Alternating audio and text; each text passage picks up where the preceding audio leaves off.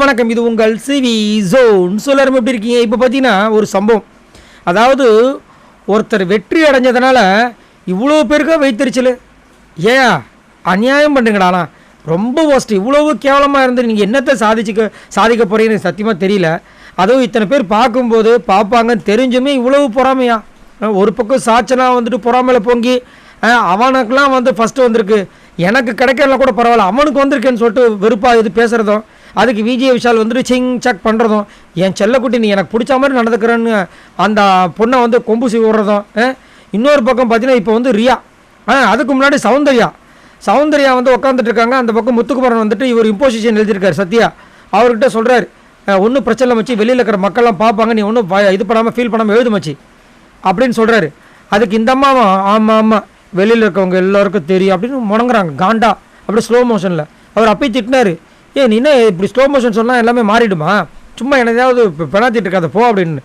இப்போ பார்த்தா இன்னொரு இடத்துல இன்னொருத்தவங்க பொங்குறாங்க. யார் ரியா, சத்யா, ராணவ். முத்துக்குமரன் என்னடா பண்ண, அவனுக்கு ஏன்டா ஃபஸ்ட்டுன்னு. ஏன் அவரு தான் நான் லாஸ்ட்டு போய்க்கிறேன்னு சொல்லிட்டாருப்பா. சொன்னதுக்கப்புறமும் இந்த மாதிரி பொங்குறீங்கன்னா உங்களுக்குலாம் எவ்வளவு கேவலமான கெட்ட எண்ணங்கள். அவர் நான் இதில் தான் இருப்பேன்னு சண்டை போட்டு ரேங்கிங் டாஸ்கில் ஃபஸ்ட்டு வந்திருந்தாருன்னா அவர் நீங்கள் வந்து சொல்லலாம்.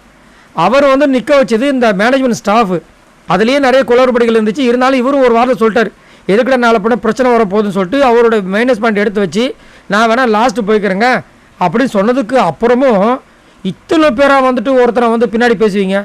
நீங்கள் இப்படி பேசுகிறதுனால அவருக்கு வந்துட்டு கெட்டது வரும்னு நினைக்கிறீங்களா? உங்களுக்கு தான் ஏன் கெட்டது.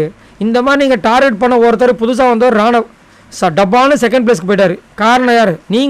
நீங்கள் பண்ண அட்டூழியங்களும் நீங்கள் பண்ண அக்கிரமங்கள் தான் அவர் ஓட்டை கன்வெர்ட் ஆகி செகண்ட் பிளேஸ்க்கு வந்துட்டார். இத்தனைக்கு ஜாக்லினை விட, தீபக்கை விட, ஜெஃப்ரியை விட இதெல்லாம் எங்கன்னா வந்துட்டு ஒர்த்தா அப்படின்னு கேட்டிங்கன்னா, என்னையை பொறுத்த வரைக்கும் ராணுவக்கு அவ்வளோ ஓட்டு வந்ததெல்லாம் ஒர்த்தே கிடையாது. இப்போ இந்த மாதிரி பண்ணிகிட்ருக்காங்க. இந்த மாதிரி பண்ணுறதுனால இப்போ ரியா லாஸ்ட்டில் தான் இருக்காங்க.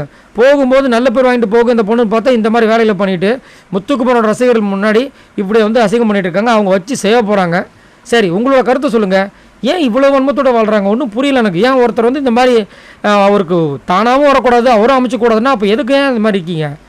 பேசாமல் அவர் வந்துட்டு வெளியே அமைச்சிடலாம் பொழுது, இவங்க பண்ணுற லோலாயுதானத்துக்கு, இவங்க பண்ணுற அட்டூழியத்துக்கு. பாய் நண்பர்களே.